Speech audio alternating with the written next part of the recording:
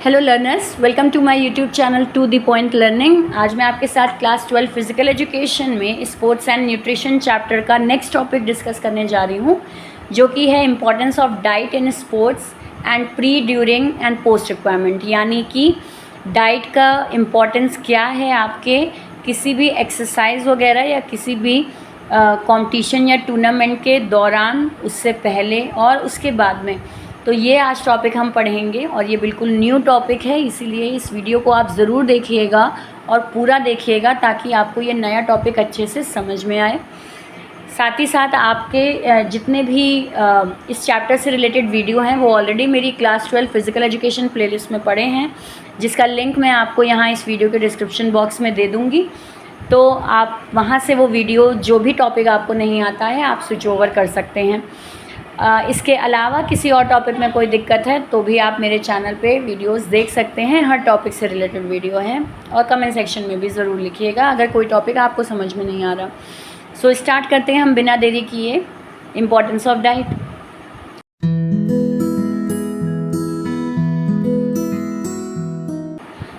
Diet की importance क्या होती है आपकी pre, during and post requirement. इसका मतलब है कि अगर आप कोई टूर्नामेंट के लिए जा रहे हैं या आप किसी एक्सरसाइज के लिए जा रहे हैं तो आपको क्या खाना या क्या डाइट फॉलो करनी चाहिए स्पोर्ट्स से पहले, स्पोर्ट्स के दौरान और स्पोर्ट्स के बाद। तो वो टॉपिक आप यहाँ पे पढ़ेंगे।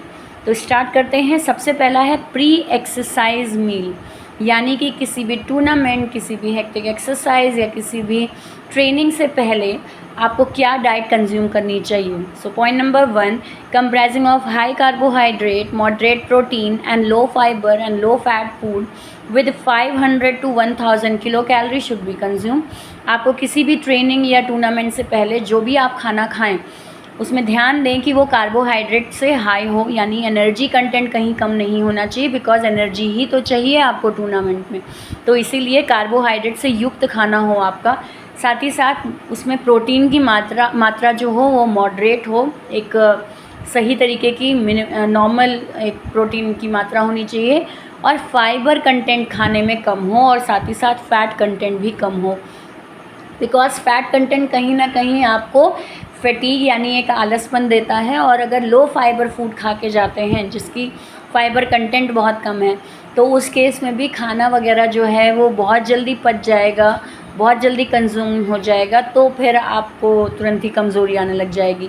तो इसीलिए ध्यान देना चाहिए कि आप जो भी खा रहे हैं उसमें 500 से लेके 1000 किलो कैलोरी कंजम्पशन हो। Next point is high sugar food must be avoided as it leads to early fatigue, यानी बहुत जल्दी थकान आने के चांसेस हो जाते हैं अगर आप जस्ट ट्रेनिंग से पहले जो खाना खा रहे हैं वो हाईली शुगर कंटेंट है। कहीं ना कहीं जो मीठा आप खाते हैं वो मीठा आपके शरीर को थोड़ा फैटीग यानी आलसपन प्रोवाइड कराता है, थकान प्रोवाइड कराता है। इसीलिए जनरली हम प्रेफर करते हैं कि रात में जो हम खाना खा रहे हैं वो जैसे खाने के बाद हम कुछ मीठा खा लेते हैं, तो मेनली उसका यही आपका कारण है कि मीठा खा लेने से कहीं ना कहीं थोड़ा शरीर में एक आलसपन आने लग जाता है। तो वो खाना अवॉइड करना चाहिए आपको ट्रेनिंग से पहले या टूर्नामेंट से पहले। नेक्स्ट आते हैं on regular training days instead of large meals small snack every 2-3 hours should be taken. Regular training days जो हैं आपके, जैसे अगर आप कोई ट्रेनिंग वगैरह या कोई स्पोर्ट्स जो काफ़ी दिनों का जा रहा है तो उन दिनों में भी आप ये कोशिश करें कि आप ज़्यादा मील्स एक साथ लार्ज मील ना कंज्यूम करके स्मॉल स्नैक्स खाएं 2-3 घंटे के अंतराल पे। तो ये एनर्जी कंटेंट आपके में हाई रखेगा, और साथ ही साथ बहुत खाना खा लेने पे जो भारीपन एक शरीर में हो जाएगा वो नहीं होगा, तो वो आपको ट्रेनिंग या टूर्नामेंट में हेल्प करता रहेगा। Next, meal should be 2 to 4 hours before exercise. हमेशा ध्यान रखें कि आप किसी भी एक्सरसाइज, ट्रेनिंग, टूर्नामेंट के 2 से 4 घंटे के पहले ही खाना खा लें, ताकि वो खाना आराम से आपका पच जाए, शरीर भारी ना लगे आपको। आपका स्टमक जो है वो ऐसा रहना चाहिए कि आप फील्ड में वर्कआउट कर सकें अच्छे से। तो 2 से 4 घंटे पहले ही खाना खा लें। Next, dinner on previous night of the competition should ensure proper sleep and adequate feeling. हमेशा जब भी आप किसी टूर्नामेंट या ट्रेनिंग से पहले खाना रात में जो खा रहे हैं वो खाना ऐसा होना चाहिए जो आपको एक अच्छी नींद दे और साथ ही साथ आपको एक अच्छी फीलिंग दे, ताकि रात जो है आपकी वो सूदिंग टाइप से निकल जाए, आप दूसरे दिन टूर्नामेंट वगैरह पे आराम से फोकस कर पाएँ। अदरवाइज़ अगर कोई ऐसा हेक्टिक खाना आपने खा लिया जो रात भर आपको परेशान कर रहा है या किसी तरीके की आपको अनकम्फर्टेबिलिटी दे रहा है, आप सो नहीं पाएंगे सही से या पेट बहुत भारी हो जाएगा, तो उस केस में भी दूसरे दिन आपका टूर्नामेंट या कंपटीशन उससे स्पॉइल हो सकता है। सो इसीलिए प्रीवियस नाइट भी आप खाना जो है वो प्रॉपर स्लीप वाला ही खाएं।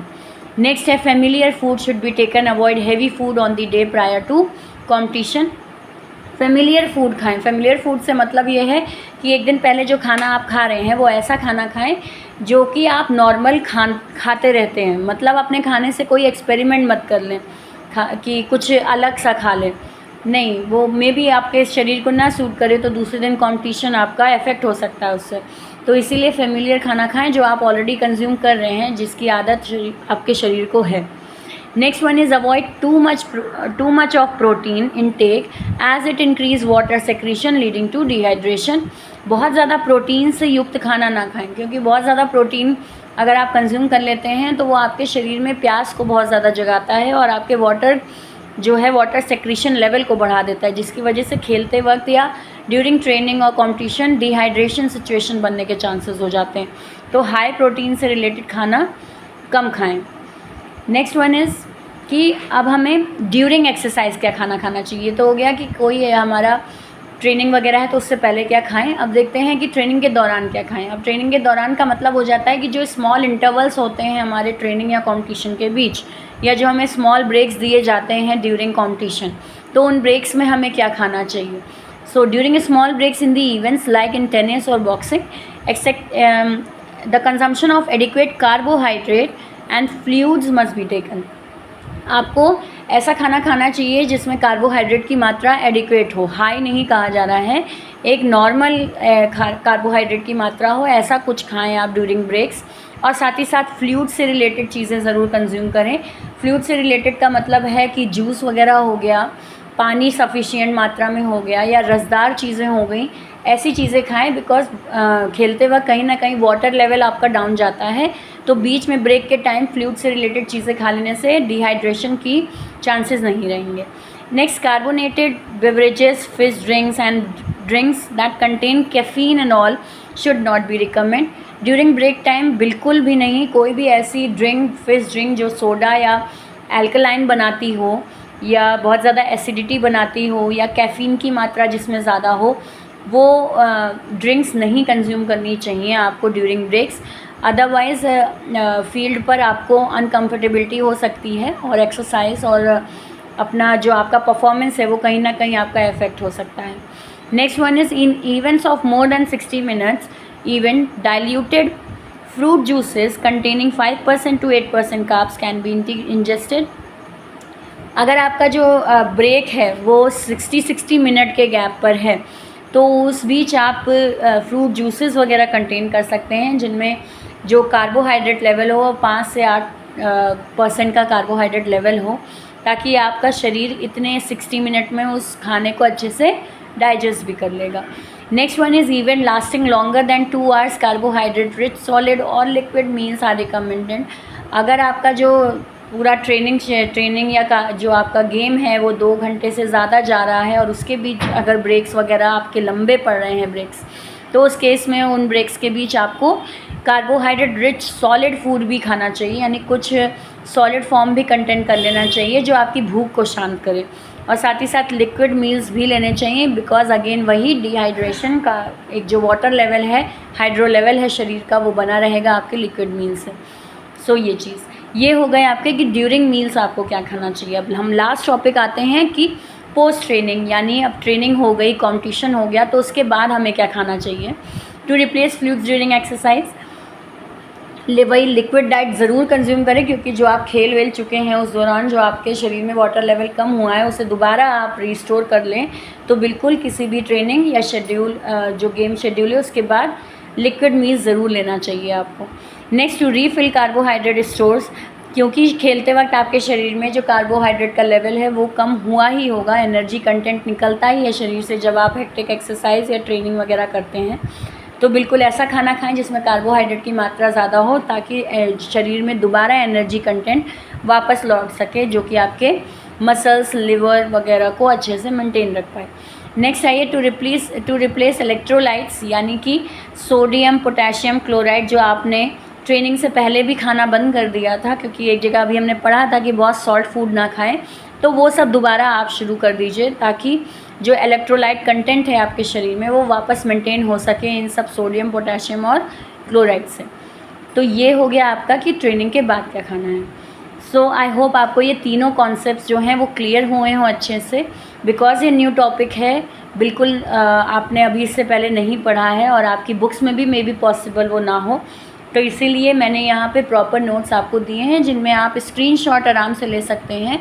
और मैं रिकमेंड करती हूँ आपको कि इसका आंसर आप पॉइंट वाइज ही दीजिएगा, क्योंकि यहाँ पे जितनी चीज़ें हैं अगर आप पॉइंट वाइज और इस तरह लाइंस हाईलाइट करके देते हैं आंसर, तो वो आपके कॉपी का प्रेजेंटेशन बहुत ज़्यादा इम्प्रूव करेगा।